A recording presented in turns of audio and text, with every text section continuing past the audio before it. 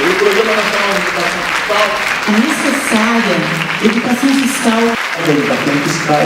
A segunda proposta mais votada foi a educação fiscal. Educação fiscal.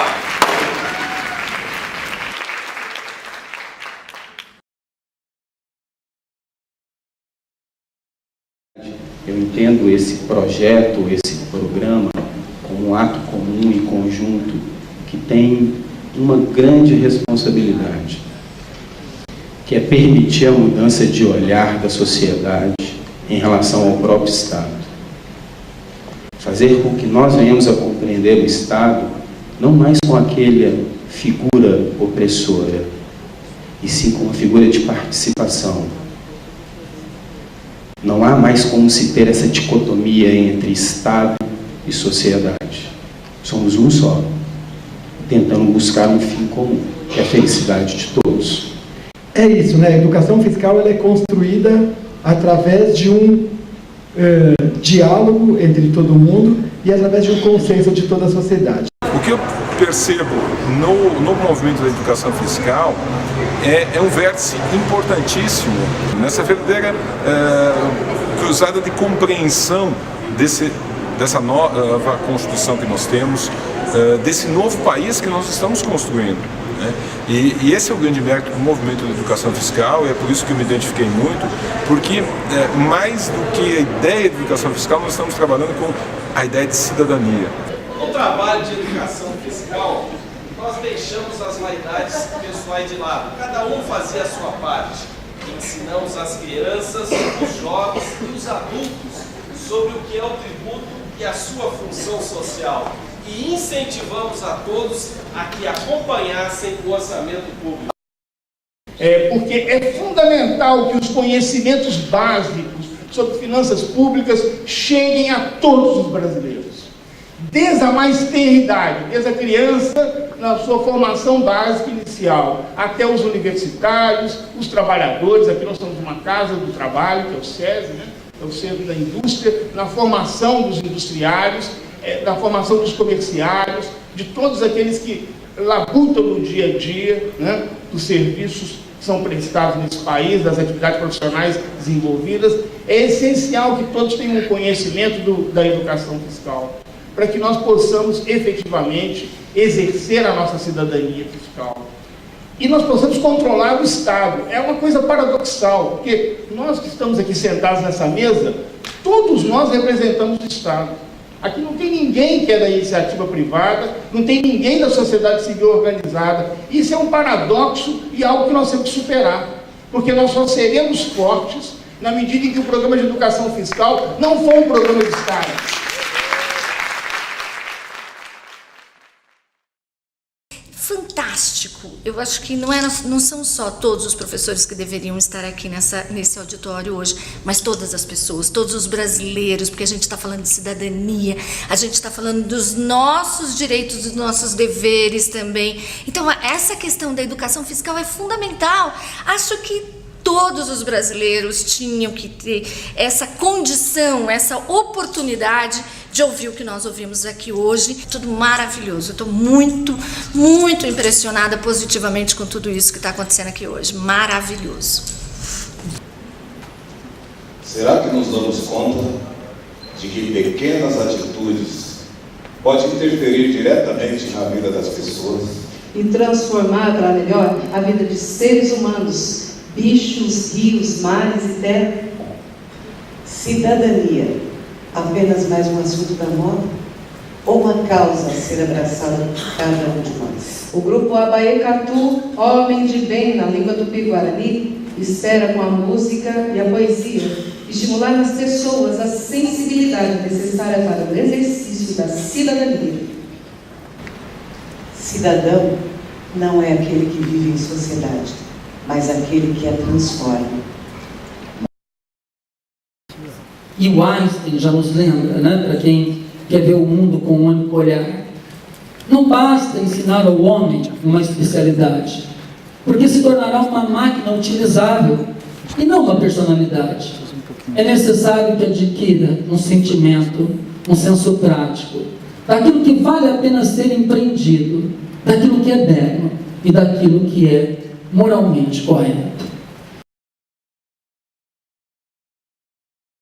Que o Todo-Poderoso te ouça e dê aos humanos coragem para lutarem pelo que é correto. Que as novas gerações se inspirem nos bons exemplos e sejam educadas de forma ética. Que a liberdade, que a igualdade, que a fraternidade e a justiça seja o guia de toda a sociedade.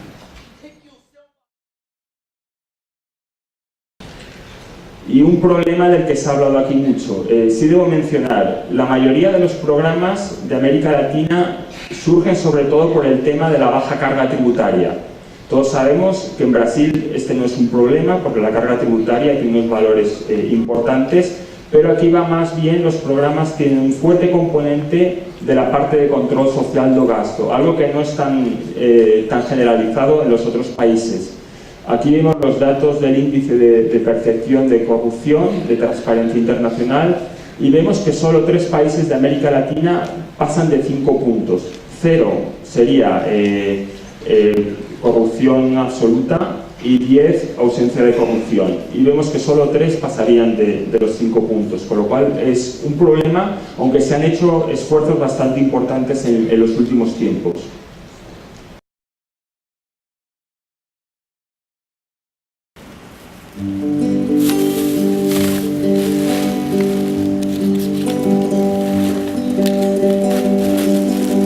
É tão triste ao caminhar pela cidade, ver de perto a realidade que atravessa essa nação. Como pode num país tão fascinante vermos coisas tão chocantes que nos cortam o coração? Aonde estão os homens que têm o dever e a obrigação de fazer mudar essa realidade? Aonde estão? Eu sei que ainda existe alguém honesto, honrado e de bem que ama o Brasil de verdade.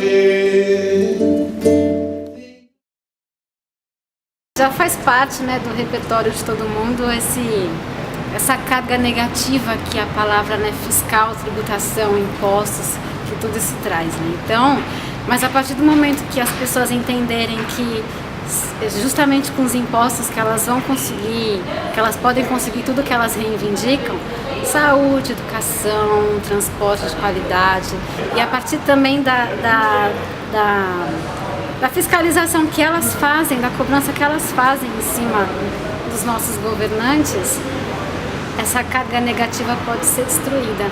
E nada como a arte, o cinema, o teatro, a música, para levar isso para as pessoas. A gente tem que fazer sempre um exercício de cidadania.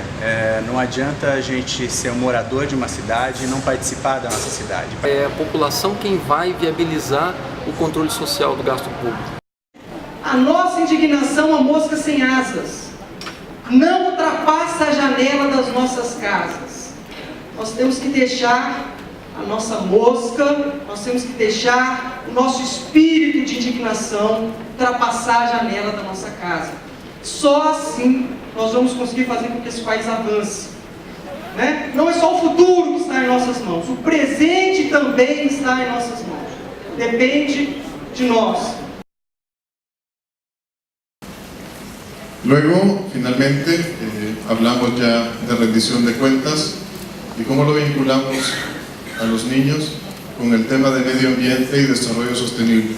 Estos niños en el 2010 fueron preparados y fueron instruidos sobre la ley de transparencia y acceso a la información pública y sobre algunas charlas de educación fiscal. Se hizo un cabildo abierto en donde reunieron al alcalde y a la Cámara de veladores de la capital para decir que no soportaban la contaminación en sus escuelas, querían mejores condiciones humanas, condiciones dignas para recibir sus clases. Ellos exigieron un mejor entorno para su desenvolvimiento como personas, exigieron parques, exigieron escuelas arborizadas, escuelas que estuvieran muy próximas a la foresta, y ellos a su vez se comprometieron a formar parte del proceso de arborización en la región, en sus comunidades y en sus escuelas. Entonces vemos también cómo la ley de transparencia y acceso a la información pública sirve como un instrumento fundamental para volver tangible, para volver tácita realmente el desarrollo en una comunidad. Que estos niños que han recibido esta formación nunca se olvidarán de que algún día participaron en un proceso de rendición de cuentas, que tuvieron el alcalde frente a sus caras y que le exigieron mejores condiciones de vida. Entonces también vemos el uso de esta herramienta como um elemento fundamental para construir cidadania. Transparência é elemento essencial para o exercício do controle social. Não há como trabalhar com controle social, monitorar a máquina pública, monitorar os gastos públicos, acompanhar a política pública, se as pessoas, se as ONGs, se os cidadãos não tiverem acesso aos dados da administração pública, à informação da administração pública. Eu defendo que seja introduzido o interesse humano na tributação. Até o momento, a carga tributária foi pensada a partir do interesse econômico. É bom ou ruim para a economia? Nós temos que dar um passo adiante e discutir o seguinte: é bom ou ruim para o ser humano? É bom ou ruim para o cidadão brasileiro de uma ou de outra forma? Esse é o nosso passo adiante, que é muito difícil de dar, porque ele depende de forças sociais. A sociedade tem que fazer isso. Não vai esperar que quem detém o poder político-econômico faça alguma coisa. A Constituição da República determina que nós tenhamos o quê? O combate veemente, como premissa, como princípio constitucional, o combate veemente à pobreza e à exclusão social, para que nós possamos ter a dignidade humana respeitada, esse arquiprincípio constitucional. Para que nós possamos combater a pobreza e a exclusão social e as diferenças regionais, nós precisamos de uma tributação justa. Tributa-se muito o consumo, tributa-se muito a produção, tributa-se muito o salário, pouco os grandes ganhos de capital, os ganhos de renda variável, sempre com alíquotas do imposto de renda mais benéficas e com possibilidade de vazamentos legais. Isso precisa mudar. Agora, depois de 32 anos de Receita Federal, eu tenho a convicção de que isso não vai mudar a partir de iniciativas dos parlamentares no Congresso Nacional, da direção do Ministério da Fazenda, da direção das instituições estaduais de fazenda pública. Isso vai mudar a partir da ação da sociedade civil organizada, que vai exigir que os poderes constituídos uma reforma tributária justa que coloque esse país no trilho do desenvolvimento, porque você sabe que a carga tributária no Brasil é muito pesada sobre a produção, sobre o consumo e sobre os salários, e isso é um dos fatores que impedem o crescimento econômico maior do país. Essa, eu acho que é a grande missão do programa de educação fiscal. Abrir, escancarar as portas do Estado para para essas injustiças, para que a sociedade civil organizada se aproprie dessas informações que muitas vezes não são veiculadas pela grande imprensa e possa, na sua formação, conseguir vencer esses obstáculos para que nós possamos ter um país justo, um país digno, um país que faça jus à sua gente, que faça jus à sua população. Muito obrigado.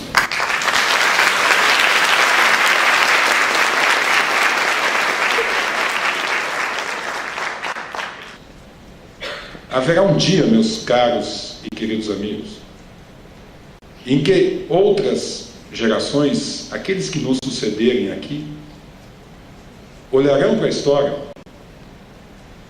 e farão um julgamento da nossa geração. O que nós fizemos com o tempo que nos foi concedido. E o dever que cada um de nós tem, individualmente e na sociedade, é fazer com que os pósteros, os que estão por vir, os nossos filhos, os nossos netos, quando vierem a fazer esse julgamento histórico, possam olhar para trás e dizer, sem orgulho, do que nós estamos fazendo ao nosso tempo. A vida vale por isso, meus caros. Pelo que a gente puder deixar aos que estão por vir. Eu tenho certeza, e podemos nós todos ter certeza, de quando chegar esse momento em que os nossos filhos, os nossos netos, vierem a fazer esse julgamento histórico, nós podemos ter a certeza que eles vão sentir orgulho do que nós estamos fazendo com o tempo que nos foi dado. Muito obrigado a todos.